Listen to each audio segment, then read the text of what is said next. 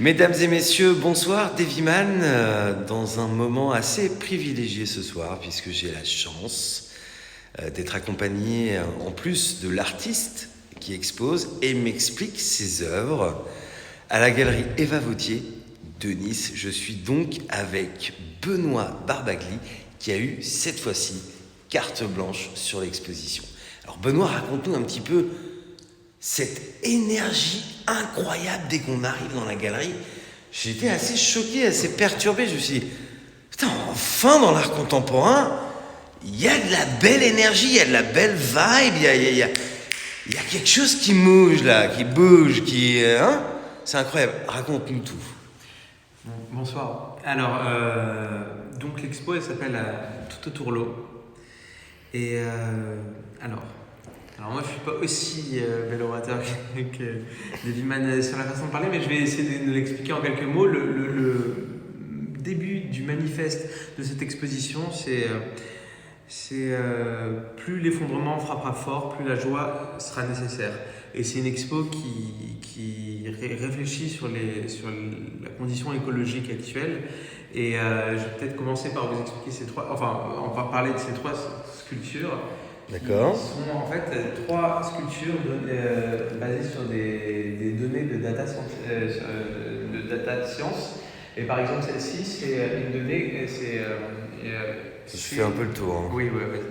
C'est les variations de la température terrestre depuis 2000 ans. Alors du coup, ici, c'est l'époque de Jésus-Christ à peu près, et là, c'est l'époque actuelle. Et en fait, on voit la moyenne des températures terrestres depuis 2000 ans, et à quel point la Terre s'est réchauffée, refroidie, succinctement. Très intéressant. Et en fait, cette série, elle s'appelle Les colonnes de l'Anthropocène, et en fait, c'est une façon très pragmatique, très de représentation, de montrer comment l'activité humaine a impacté sur notre environnement, et à quel point en fait à quel point en fait on voit qu'on a déformé cet environnement. Par exemple, celle-ci, là on dirait une pièce d'échec qui a été couchée. Oui. Alors je vais te dire un peu plus sur celle-ci juste après, qui est un peu différente, mais du coup, celle-ci. Alors celle-là, elle est fascinante. Celle-ci, elle retransmet la variation du Vous faites une vue de drone, hein. Voilà. La variation du niveau des mers depuis 300 ans. Wow. Et donc là, c'est 1700, et là, c'est l'époque actuelle, et on voit comment la mer a augmenté, baissé, augmenté. Le niveau de la mer a augmenté, baissé, Incroyable. Et tu as traduit ça avec des cercles et des... en 3D, quoi. C'est hallucinant. On a vraiment une épreuve de ce qui se passe matériel. C'est mieux qu'un graphique sur... Tout à fait. Celle-ci, c'est la biodiversité. C'est la biodiversité du nombre, c'est le nombre de familles d'espèces qui existent depuis l'apparition de la vie. Et donc on voit aussi en même temps les moments où la biodiversité s'est écroulée à 5 reprises. Qu'est-ce que c'est ça, Benoît? C'est du plâtre? Alors c'est une mélange. C'est un mélange de plâtre et d'une résine biosourcée qui permet de solidifier et donner un aspect très minéral à la sculpture.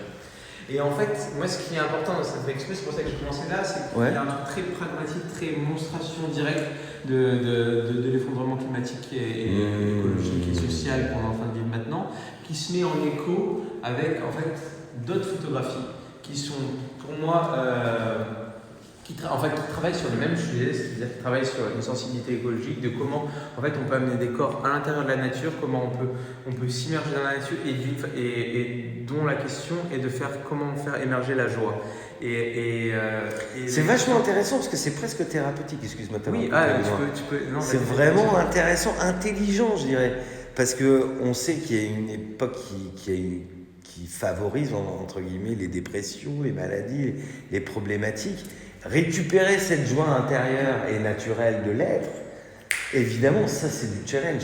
Alors raconte-nous comment tu fais cette proposition aujourd'hui. En fait, la question des photographies, elle est presque. Moi, j'ai souvent dit que la photographie était presque un prétexte à aller dans la nature, s'immerger, prétexte à comment collectivement on peut recréer du commun, recréer une relation à la nature à l'intérieur à l'intérieur de l'eau, par exemple. Ici, Ouais, le thème, c'est c'est tout magnifique. autour de l'eau. Et donc, c'est comment, par exemple, ici, sur cette photographie, 5 corps peuvent être immergés à l'intérieur de l'eau, en train de nager en cercle et redéfinir leur relation entre eux, redéfinir leur relation à la nature.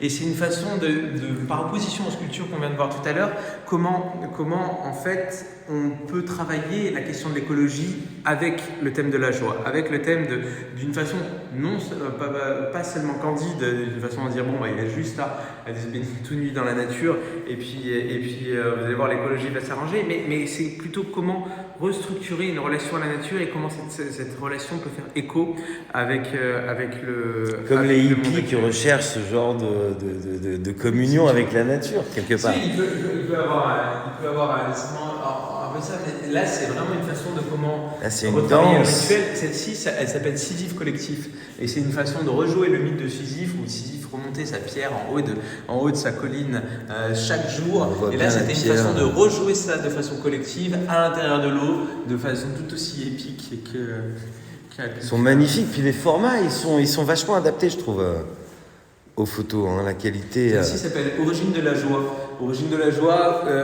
comme origine de la vie. Et en fait, l'eau, la vie est née à l'intérieur de l'eau. Et il y a une espèce de jeu de mots ou d'assimilation entre l'origine de la joie et l'origine de la vie. Voilà. J'ai une question qui me taraude, Benoît, si je peux me permettre.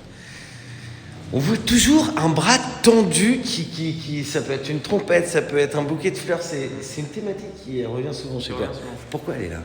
Alors du coup, ce bras, en fait, celui-là, c'est vrai qu'il est très commun et il revient depuis le début de ma pratique en 2014, où il fait référence à une sculpture que j'ai posée tout en haut d'une montagne avec des amis, où on a ouvert une voie d'escalade dans la montagne des Chérons. On a dû escalader, ouvrir la voie et poser un bras de fleurs qui donnait un bouquet à la nature et qui est bien au-dessus de nous, pour le donner à aucun humain, à aucune personne, à part quelqu'un de tête de géant, mais dont l'idée en fait était plus de donner, en fait, de faire un geste d'amour envers la nature, et c'est un geste acte de donation.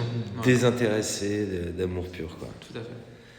Voilà comment on fait pour clôturer. Il y a une petite vidéo aussi. À l'étage, oui. Ouais, à l'étage, qu'on a vu tout à l'heure, en premier lieu, en fait, qui explique bien et qui montre un peu les différents endroits où Benoît a gravité pour faire ses recherches artistiques et puis monter, en fait, ces espèces de performances, on va dire, hein, qui ont été finalement photographiées, puisque on peut parler avec ton équipe de performance quand même, hein, il y a une danse avec la nature, une communion, effectivement, et puis surtout une qualité.